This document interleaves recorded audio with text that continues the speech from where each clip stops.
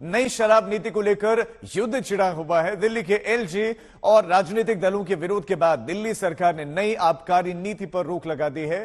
पुरानी नीति को लागू कर दिया है, लेकिन मनीष सिसोदिया का कहना है कि नई नीति से सरकार को राजस्व का फायदा मिलता, लेकिन कारोबारियों को ईडी एक्शन की धमकी देकर डराया धमकाया गया है। 1 अगस्त से वापस जो पुरानी शराब नीति है, एक्साइज पॉलिसी है, वही लागू होगी। एलजी ने भ्रष्टाचार का इस पर आरोप लगा था। सीबीआई जांच के आदेश दिए गए थे। शराब टेंडर्स पर सीबीआई जांच के आदेश दिए गए और आरोप यह लगा कि इससे शराब कारोबारियों को फायदा पहुंचाने के लिए जो है ये नई पॉलिसी लाई गई है। सरकारी दुकानों के जरिए दिल्ली में शराब बिकती थी और खूब भ्रष्टाचार होता था उसमें। ब्रांड पुशिंग से लेके और कई तरीके की खबरें आती थी। मैंने खुद रेड कर करके भ्रष्टाचार पकड़ा था वहां पे।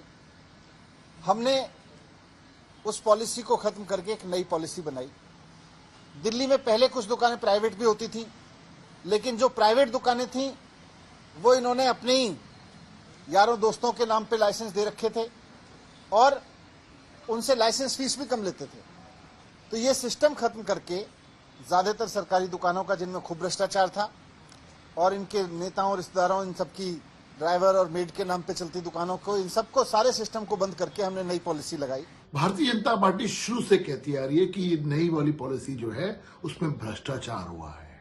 पैसे इकट्ठे करे, भ्रष्टाचार किया, उसको, उस पैसे को पंजाब और अन्य राज्यों के चुनावों में यूज किया। अब अरविंद केजरीवाल साहब ये क्लैरिफाई करें कि जो पॉलिसी आपने अब स्क्रैप करी है उसमें कितना पैसा खाया है। यही पुरानी पॉलिसी का विरोध करते हुए अरविंद केजरीवाल ने कहा था कि पुरानी पॉलिसी में भी व्यापक भ्रष्टाचार होता था।